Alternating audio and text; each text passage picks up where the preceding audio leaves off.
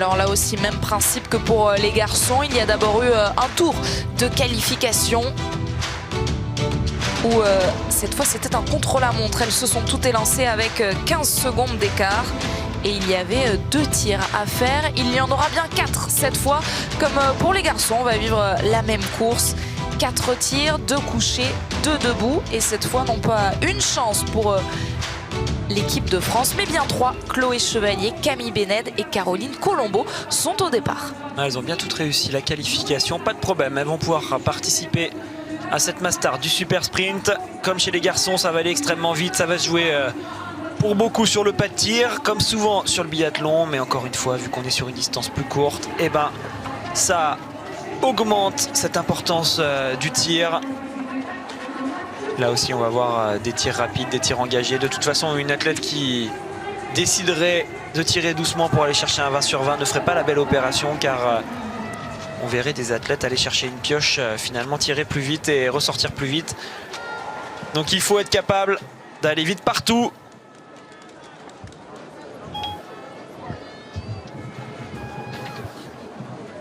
Et la voici, Chloé Chevalier, la française à l'image.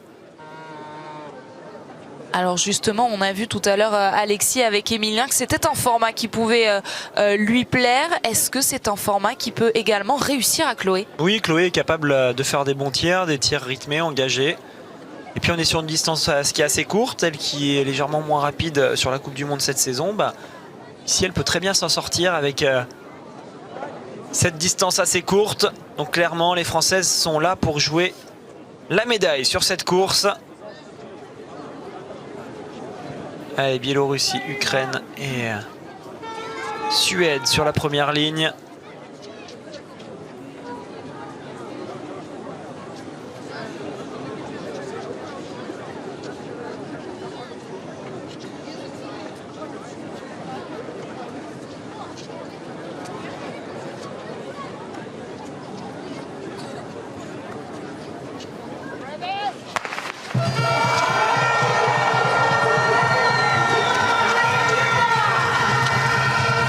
Ça y est, ce départ qui est enfin donné pour distribuer là aussi les premières médailles sur ce format. Le super sprint, c'est une finale. Elles sont 30 au départ. Il y a 3 Françaises.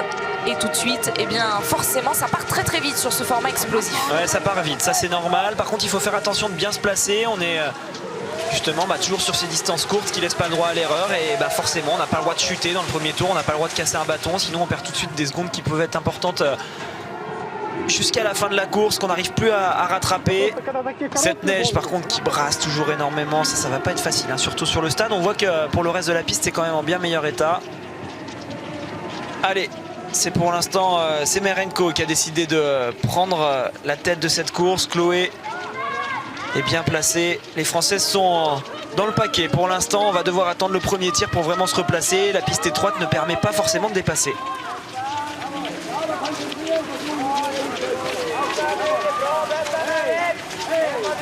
Finalement ça temporise, hein. On voit Semerenko qui a décidé de calmer le rythme.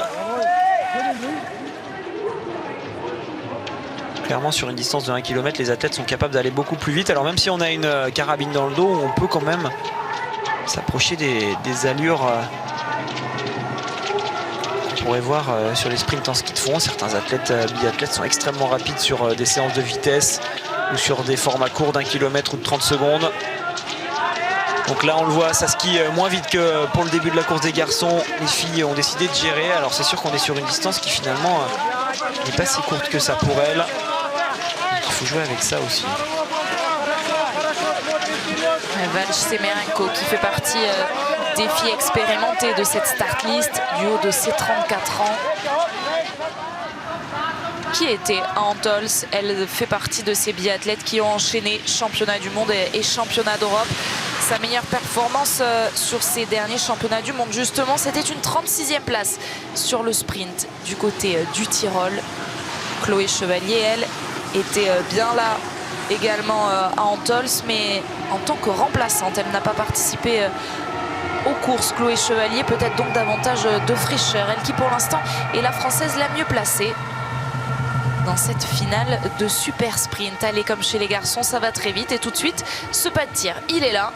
Et il va falloir bien engager dès le premier des 4 tirs. Ouais, il faut vraiment être ultra rapide sur la façon dont on enlève la carabine, dans la façon dont on met le chargeur. Et tout de suite appuyer sur la détente. Être capable de faire redescendre son rythme cardiaque assez vite. Alors on le voit, hein, c'est un pas de tir qui est quand même assez gérable au niveau de son rythme cardiaque. Justement, on arrive après une descente, même s'il y a un peu de plat juste avant de tirer, on a quand même le temps de souffler. Contrairement à ce qu'on a pu voir là. Bon, le championnat du monde à Antols, vous le voyez, ça tire déjà très vite.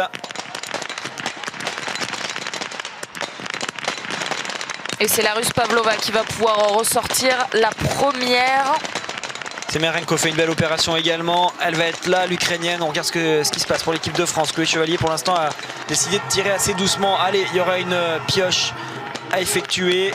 C'est terminé pour Benen qui peut repartir. Et également pour Caroline Colombo. Allez, c'est bon pour Chloé Chevalier. Elle va pouvoir rejoindre ce gros peloton finalement. Le premier tir n'a pas servi à départager beaucoup de filles. Alors pas départager, mais on voit quand même certaines athlètes qui ont pris la tête de la course. Il va falloir limiter les écarts, car même si ça donne l'impression qu'on a un seul gros groupe, on a quand même des écarts de 16 secondes là, entre les filles qui sont passées en tête et celles qui viennent de ressortir. Ça fait quand même déjà de belles différences. Il faudra ne plus faire trop d'erreurs pour les Françaises pour vraiment rester dans cette course, mais c'est encore largement possible. Il reste 3 tirs, on le sait, ce format réserve toujours beaucoup de surprises avec des rebondissements en fin de course.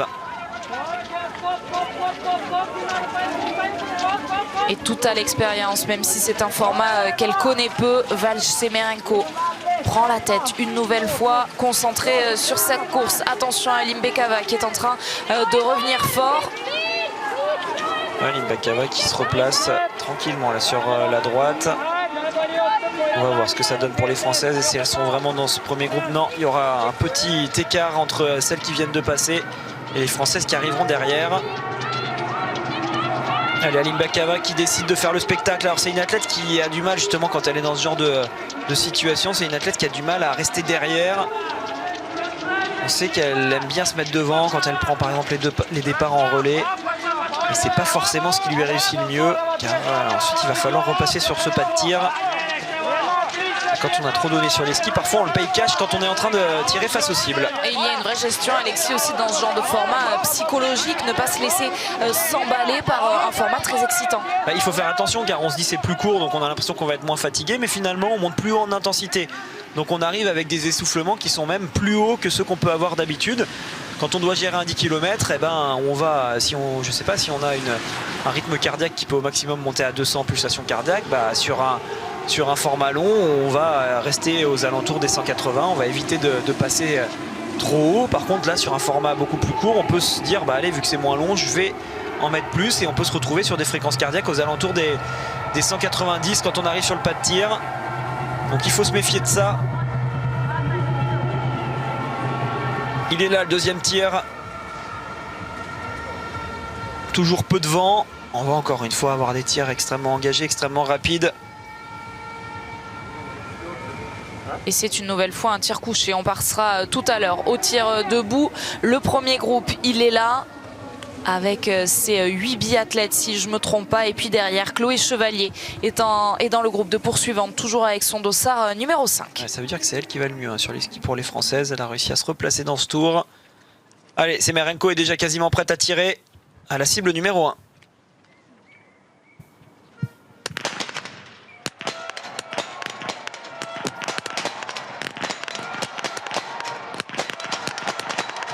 C'est Limbekava qui va pouvoir ressortir avec Pavlova. Ça tire très très vite.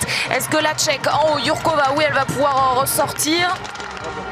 Et puis Družna Nilsson vient de ressortir. Ouais, elle a été forte finalement à Limbekava sur ce tir. Alors il faudra tenir maintenant sur les deux bouts. Et un nouveau 5 sur 5 pour Chloé Chevalier. Anderson également. C'est bien Chloé qui va se replacer. Là, ça s'est quand même bien écrémé sur ce tir avec pas mal de fautes à droite à gauche. Certaines athlètes qui ont utilisé leur balle de pioche et qui derrière ont dû aller sur la note pénalité. Et elle va donc ressortir dans ce top 10. Ouais, Chloé Chevalier en 9e position, avec devant des noms qu'on connaît bien. Limbekava, on a vu également Nilsson, la suédoise.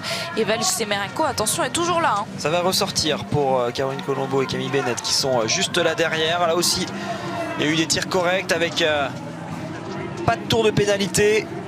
alors qu'on revoit Aline Bakava qui était tout à l'engagement. Alors elle en a donné beaucoup dans le tour précédent.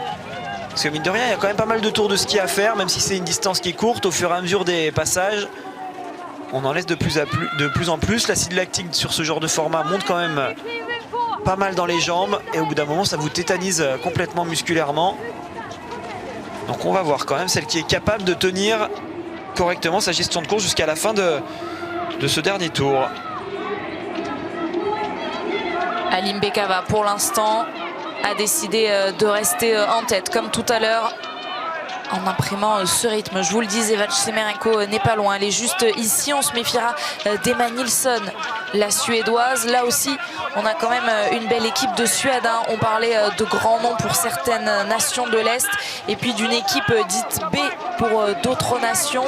Mais attention à Emma Nilsson pour la Suède. Tout comme à Chloé Chevalier pour cette équipe de France. On a une belle équipe d'Ukraine avec Pidrushna, Semerenko, Merkushina qui sont vraiment quand même des athlètes qu'on connaît bien sur cette course. On a vu là, on a aperçu en bas de la montée que Merkushina avec le 2h22 était en train de se replacer. Là aussi il va y avoir une cliente à surveiller. On a pas mal d'écart contrairement à ce qu'on avait chez les garçons tout à l'heure avec des groupes qui étaient formés. Là on a vraiment des filles qui sont espacées.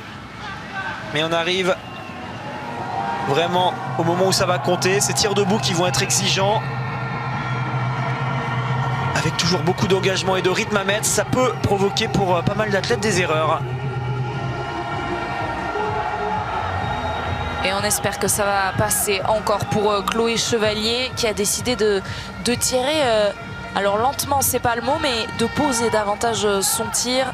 Ouais, elle a assuré. Pour l'instant ça passe. Elle a assuré, elle n'a pas mis l'engagement maximal qu'elle pourrait mettre. Mais ça passe, on va arriver sur des tirs debout. Donc le tir debout de toute façon est toujours plus rapide qu'un tir couché car l'installation se fait plus facilement. On n'a pas besoin de se mettre à genoux, on n'a pas besoin de s'allonger et de se relever. On se met directement debout comme ça. Donc forcément, on a quelques petits gestes en moins. Et ça pourrait permettre à Chloé de regagner du temps.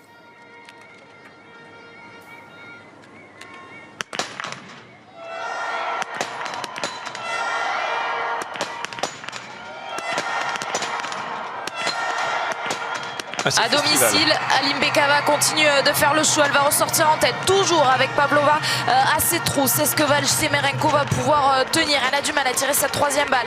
Allez, on suit également le tir de Chloé Chevalier. Emma Nilsson va pouvoir ressortir. Allez Chloé, là il faut pas rater sur ce tir car c'est parti devant. Alors il y en a certaines qui vont sur la note pénalité, mais c'est bien pour Chloé qui va ressortir finalement quatrième. Je pense, si j'ai bien compté, de ce pas de tir.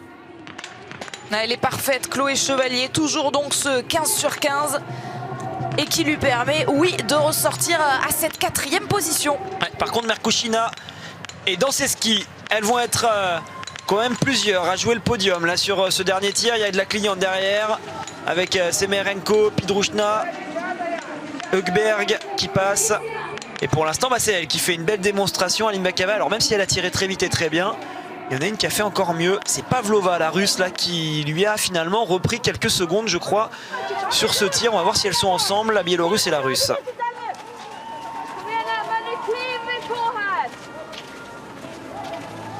Ouais, Pavlova est vraiment pas loin derrière. Tout à l'heure, il y avait plus d'écart avant le tir debout. Ça va se jouer entre les deux. Il va y avoir un duel pour la victoire.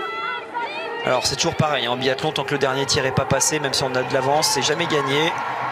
Surtout sur ce format, s'il y en a une des deux qui hésite, qui part sur la note pénalité, je pense que c'est terminé pour le podium.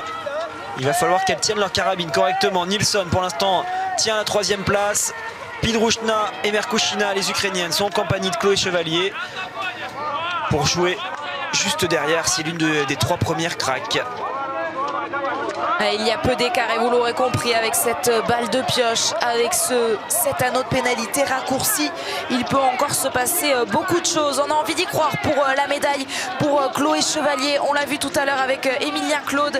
Il est quand même revenu fort, il est même ressorti troisième du pas de tir. Alors Pidrushni était trop fort dans la dernière boucle. Mais il peut encore se passer beaucoup de choses. Allez, sur ce tout dernier tir. Et j'ai l'impression que Chloé est bien en ski sur cette course-là. Elle a l'air de vraiment résister à des athlètes qui sont pourtant performantes. Attention, Aline Bakava a écarté un peu ses skis à la fin de ce shoot, mais ça va. Elle reste debout, on y arrive dans quelques instants sur le dernier tir. C'est là que tout se joue, comme souvent en biathlon. La médaille est loin d'être gagnée pour les 3 premières qu'on vient de voir passer. On les retrouve justement là dans ce dernier shoot. Alimbekova qui s'est fait reprendre par la Russe Pavlova. Elles vont arriver ensemble, toutes les deux côte à côte pour les cibles 1 et 2. Et forcément, eh bien, vous l'aurez compris, la tribune ici a choisi son camp avec la Biélorusse Alimbekova qui porte ce dossard numéro 1 et la Russe au dossard numéro 12, Evgenia Pavlova. Alors si elle a le dossard numéro 1, ça veut dire qu'elle a gagné la qualif, mais il n'y avait que 2 tirs. Là, il y en a 4. Pour l'instant, il y en a 3 qui ont été réussis. Et c'est là que ça se joue vraiment avec ce beau duel pour ce titre de championne d'Europe. Et juste derrière, ça va venir leur mettre la pression. Toutes ces filles peuvent jouer le podium, celles qu'on voit là-bas au fond du pas de tir.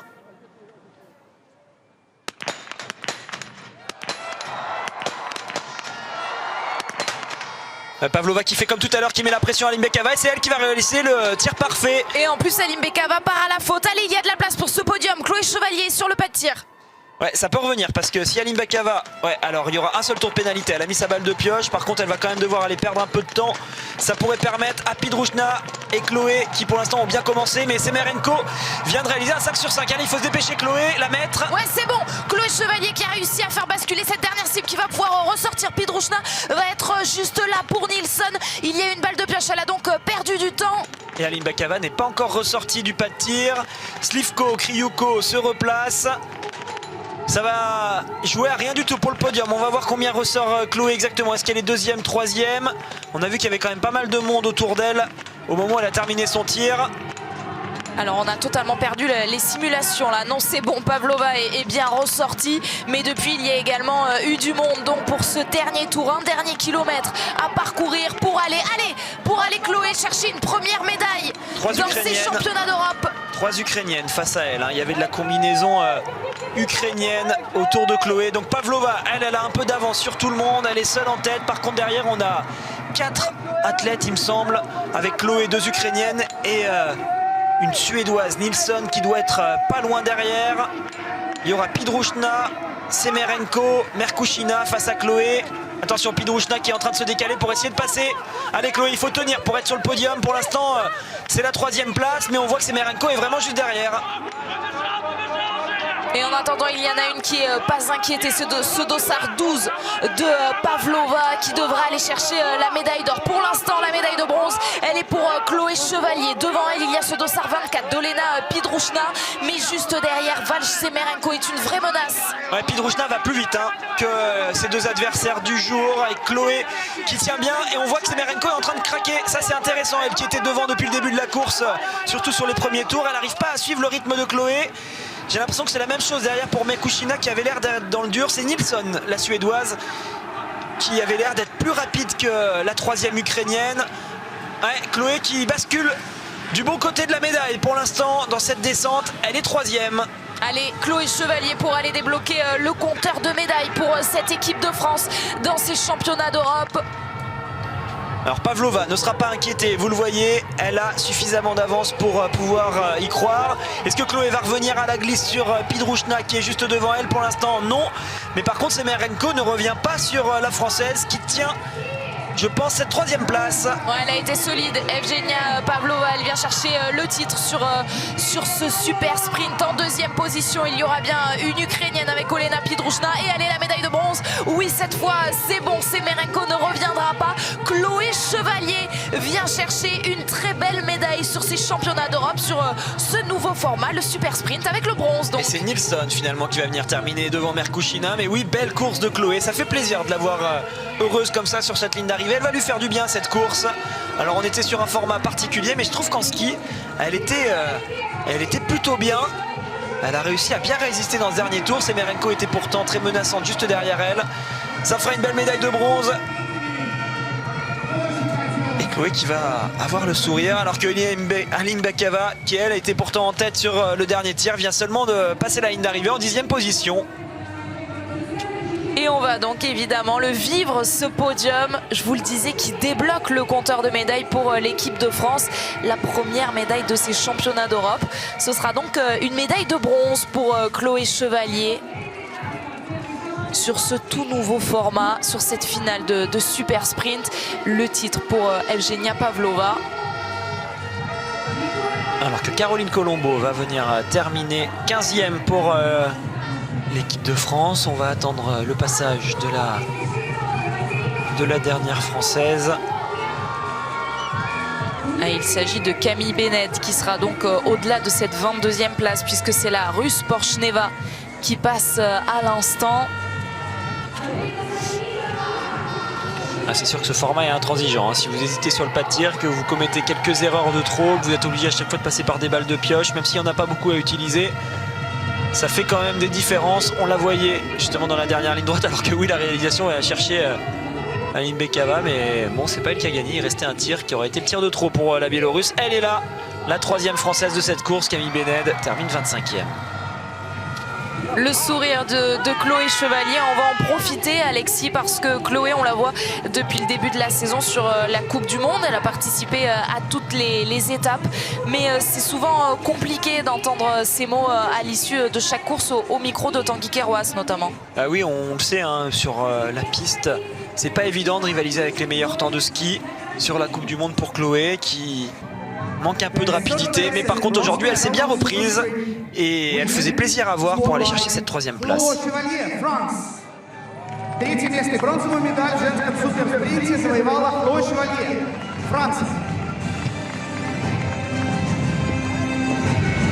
Et la voici donc sur ce podium, un podium historique, c'est le tout premier de ce format sur une grande compétition. Le premier podium du super sprint sur les championnats d'Europe. Et il y a donc une Française sur cette boîte qui restera dans les annales, Chloé Chevalier, et sa médaille de bronze.